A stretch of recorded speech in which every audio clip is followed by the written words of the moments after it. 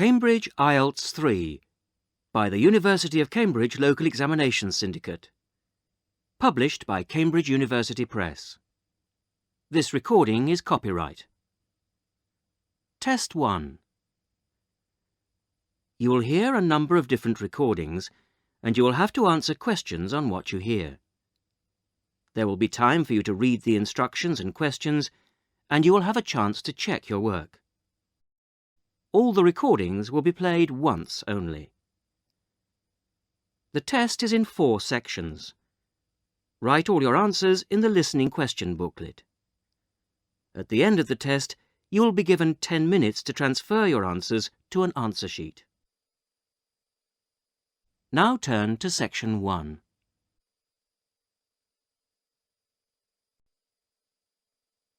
Section 1.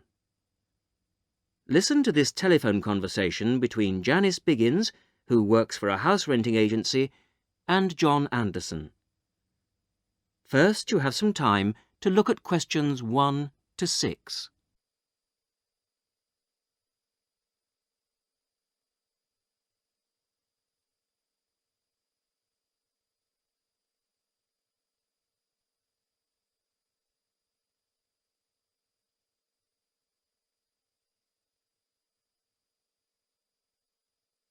You will see that there is an example which has been done for you. On this occasion only, the conversation relating to this will be played first.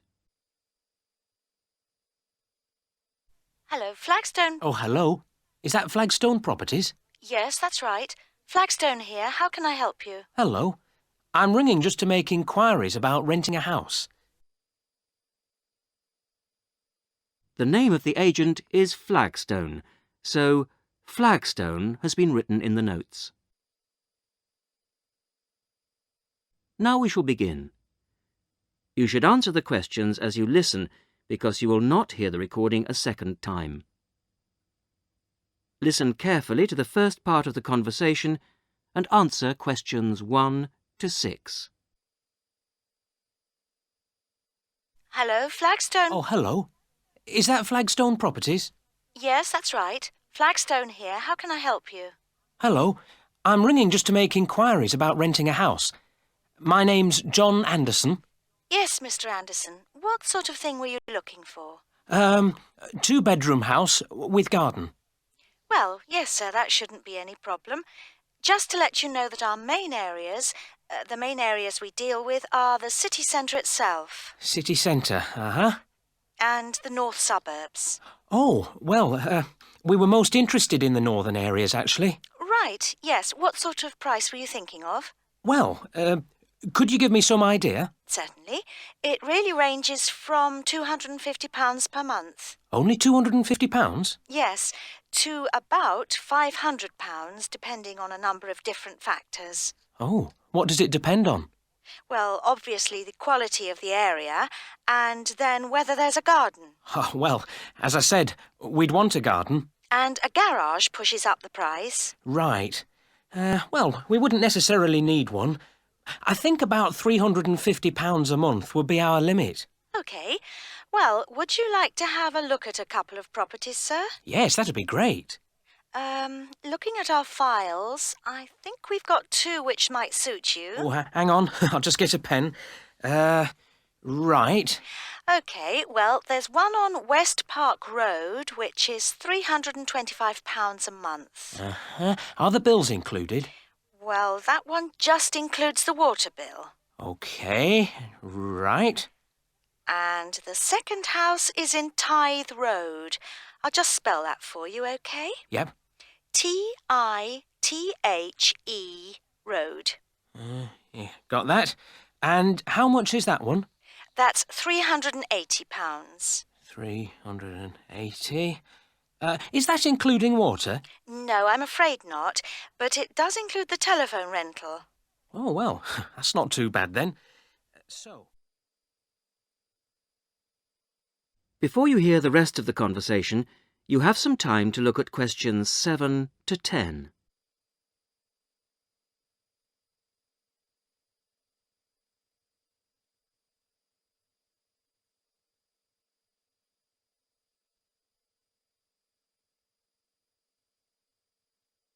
Now listen and answer questions 7 to 10. So when would you be available to see them?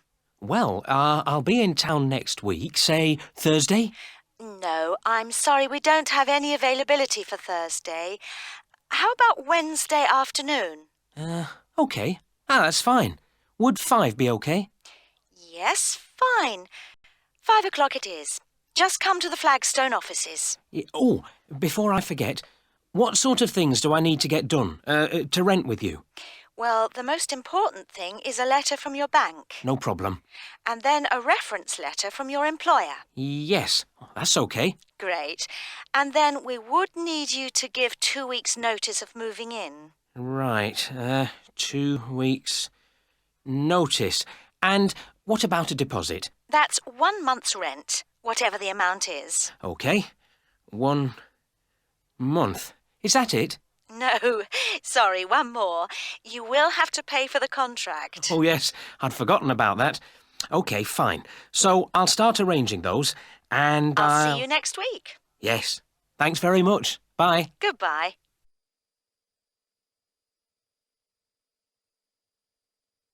That is the end of section 1. You will now have half a minute to check your answers.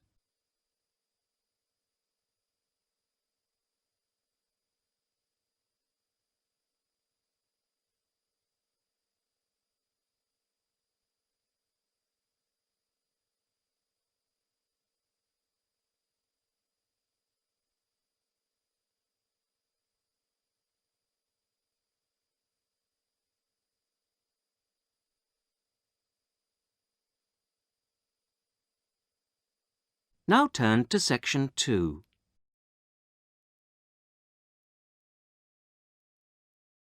Section 2. You are going to hear a conversation between 2 women about the health system in England. First, you have some time to look at questions 11 to 17.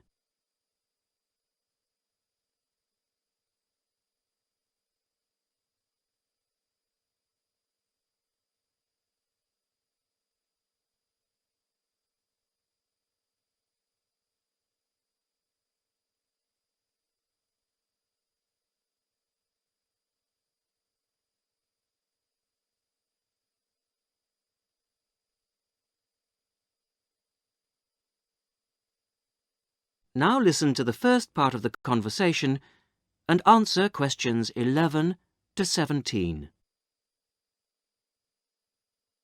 Hello, Mrs. Sutton. Come in. How are you settling in next door? Have all your things from Canada arrived yet? I thought I saw a removals van outside your house yesterday afternoon. Yes, they came yesterday. We spent all day yesterday arranging them. It's beginning to feel a bit more like home now. Oh, that's good. Look, come in and sit down. Are you all right? You look a bit worried. Well, I am a bit. I'm sorry to bother you so early, Mrs. Smith, but I wonder if you could help me. Could you tell me how I can get hold of a doctor? Our daughter, Anna, isn't very well this morning, and I may have to call somebody out. She keeps being sick, and I am beginning to get a bit worried. I just don't know how the health system works here in England. All I know is that it's very different from ours back in Canada. Well, I don't know really where to start. Let me think. Well, the first thing you have to do is find a family doctor. Sometimes we call them general practitioners as well. Right. And register with him or her. If you live here, you've got to be on a doctor's list. If you're not, things can be a bit difficult. Nobody will come out to you if you're not registered. Anyway, they work in things called practices. Sort of small groups of family doctors all working together in the same buildings. Now, what you've got to do this morning is register with one of them. There are 2 practices near here, so we're quite well off for doctors in this part of Manchester. There's the Dean End Health Centre, about 10 minutes walk away. And there's another practice in South Hay. That's about 5 minutes away, going towards the town centre. We're registered at the Dean End one, but they're both OK. There are about 6 doctors in our practice and 4 in the other, so ours is quite big in comparison, and the building and everything's a bit more modern. South A is a bit old-fashioned, but the doctors are okay. Their only problem is that they don't have a proper appointment system. Sometimes you have to wait for ages there to see someone. Anyway, you go to the receptionist in whichever health centre and ask her to register you with a doctor there. You have to fill in a form, but it doesn't take long. Ours is called Dr. Jones, and we've been going to him for years, ever since we moved here 15 years ago. I wouldn't say he's brilliant, but I suppose he's all right, really. We're used to him now. They say he's very good with elderly people, but he does tend to get a bit impatient with children. Listen, the one who's supposed to be really good with small children is Dr. Shaw. I've heard lots of people say that. She's young and she's got small children of her own, so you could try registering with her. And if her list's full, I heard somebody say the other day that there's a really nice young doctor at South Hay, a Dr. Williams. He holds special clinics for people with back trouble, but that's not really your problem, is it? Now you have some time to look at questions 18 to 20.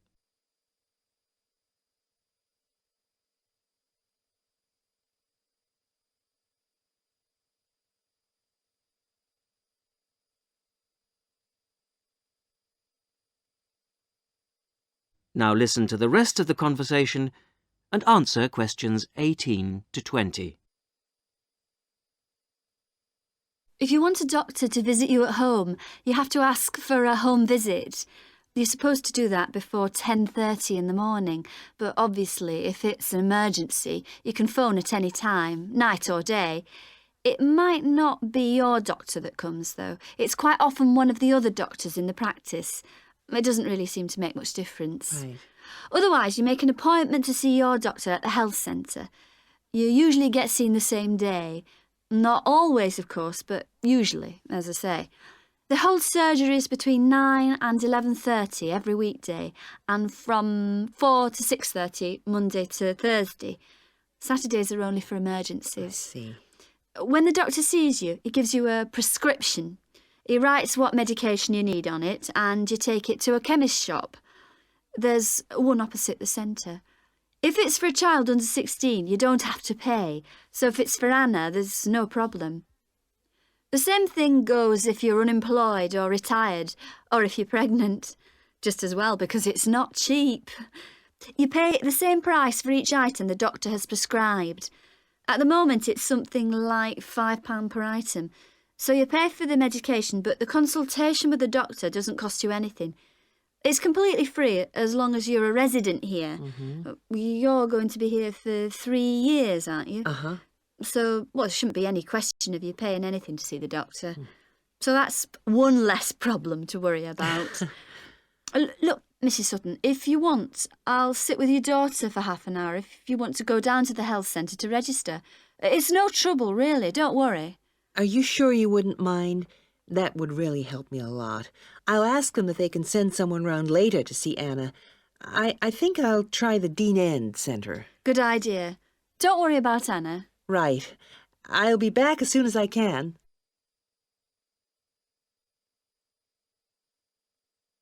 That is the end of section 2. You will now have half a minute to check your answers.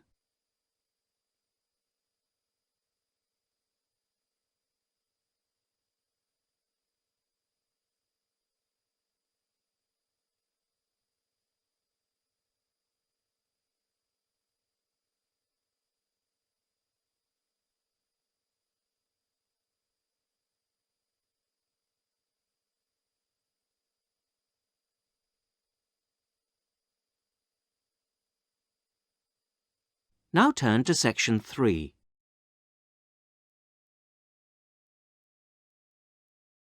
Section 3. You are going to hear a university tutor interviewing a candidate for a place on a postgraduate diploma course in teaching geography. First, you have some time to look at questions 21 to 27.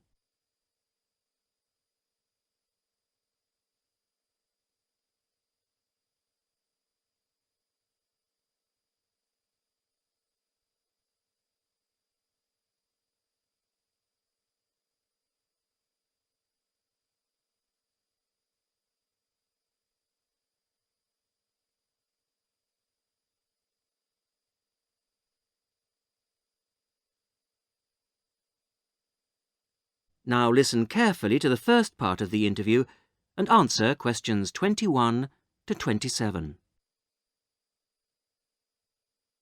Hello. Jonathan Briggs, isn't it? Yes, that's right. Do come in and sit down. Thanks. Right. Well, Jonathan, as we explained in your letter, in this part of the interview, we like to talk through your application form, your experience to date, etc. And then in the second part, you go for a group interview. Group interview. Yes, I understand. So, your first degree was in economics. Yes, but I also did politics as a major strand.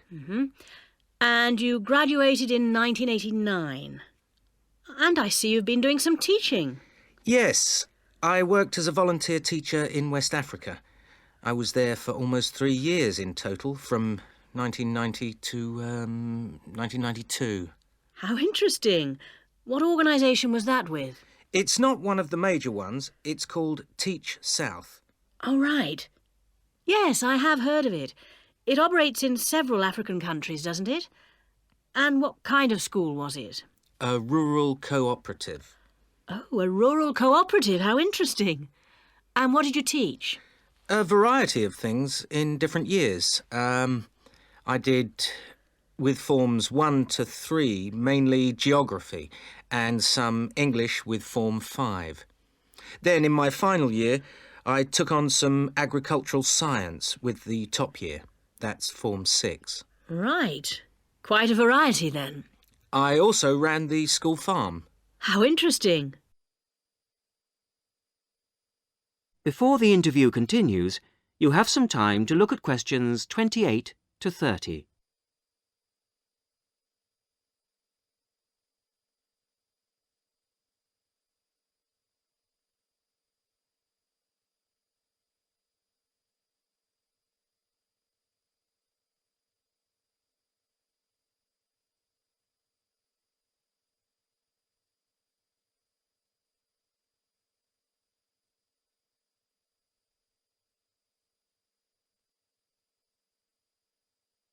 Now listen to the rest of the interview and answer questions 28 to 30.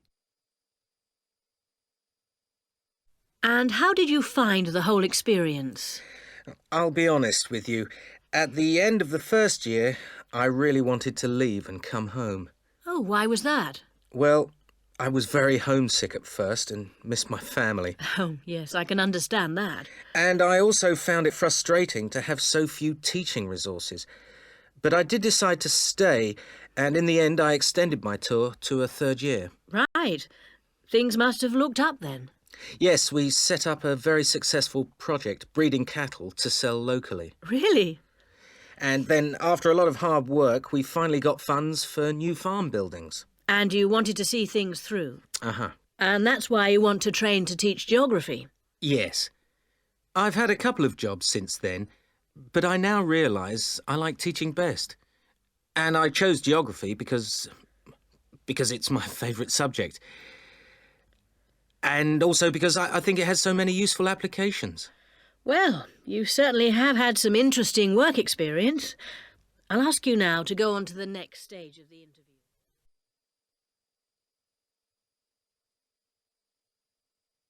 That is the end of section 3. You will now have half a minute to check your answers.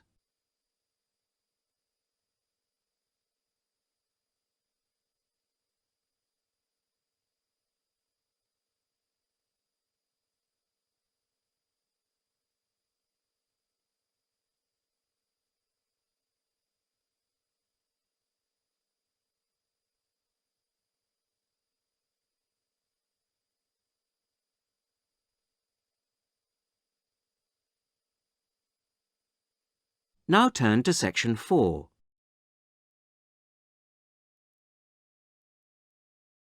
Section 4. You are going to hear a radio talk on back pain given by Dr. Paula Clayburgh of Liverpool's Wilton Clinic. First, you have some time to look at questions 31 to 40.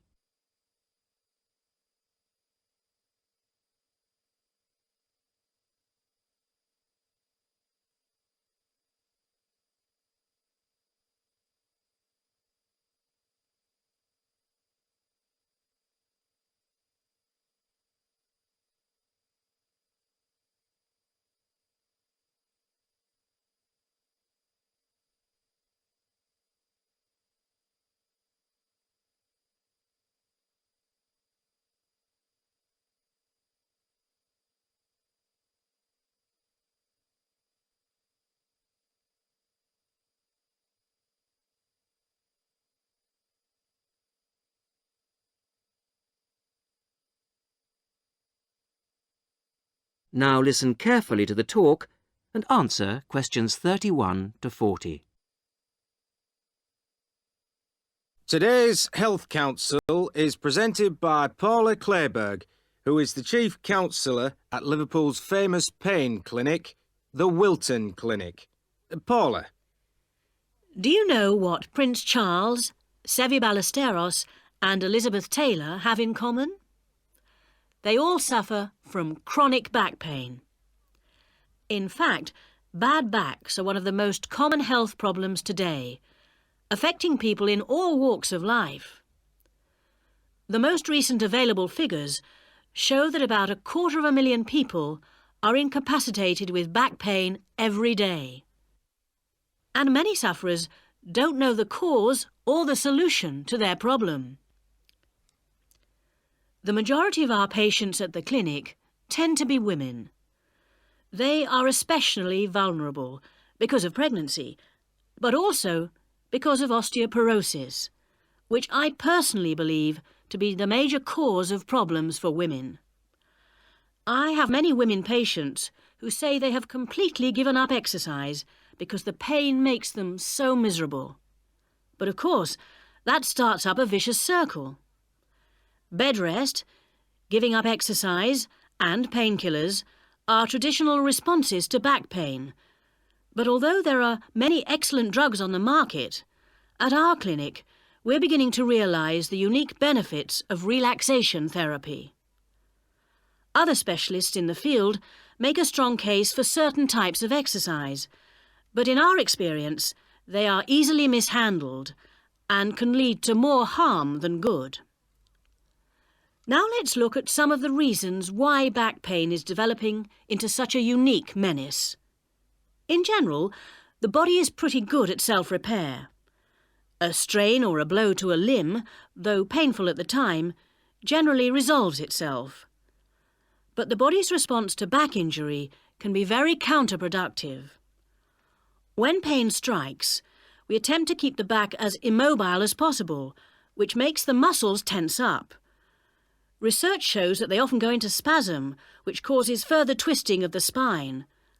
A vicious circle is underway. The second mistake we often make when stricken with extreme back pain is to go to bed and stay there. Although at the clinic we recognise that a short rest in bed can be helpful, up to 2 days, any longer makes our back muscles become weaker and unable to hold up our spine. The pain, therefore, becomes worse. Another problem is being overweight. Anyone a stone or more overweight who already has back pain is not doing himself any favours. Though it won't actually set it off in the first place, the weight will increase the strain and make things worse. The British diet could be partially to blame for the increase in back pain. Over the last 10 years, the average weight of men has risen by 11 pounds and of women by 9 pounds. So much for the causes and aggravations of pain. But what can we do to help? There are many ways in which simple day-to-day care can make all the difference. The first point to watch, of course, is weight. If you are overweight, a diet will make all the difference. Also, studies have shown that just 1 hour sitting in a slouched position can strain ligaments in the back which can take months to heal. At the clinic, we have come to the conclusion that the major cause of the problem is not with the design of chairs, as some have suggested, but in the way we sit in them. It can be useful to get special orthopaedic chairs, but remember, the most important improvement should be in our posture. Another enemy of your back is, of course, your beds. If your bed doesn't give enough support, back muscles and ligaments work all night trying to correct spinal alignment, so you wake up with a tired, aching back. Try out an orthopaedic mattress or a spring-slatted bed. Research shows that both can be beneficial for certain types of back pain. Another hazard for your back are the shock waves which travel up your spine when you walk, known as heel strike. A real find for our patients has been the shock-absorbing shoe insert. A cheap but very effective solution. And you might be better off avoiding shoes with heels higher than 1.5 inches. Though absolutely flat shoes can be a solution for some, others find their posture suffers. Finally, a word about the state-of-the-art relief, the TENS machine. A small battery-powered gadget which delivers subliminal electrical pulses to the skin. Our experience indicates that your money is better spent on the more old-fashioned remedies.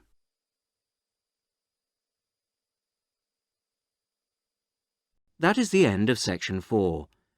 You will now have half a minute to check your answers.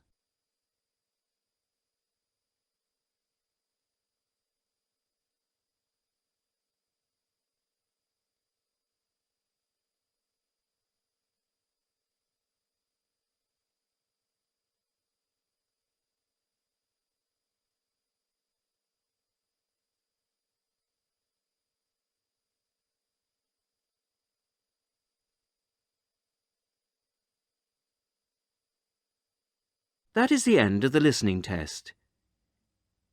In the IELTS test, you would now have 10 minutes to transfer your answers to the listening answer sheet.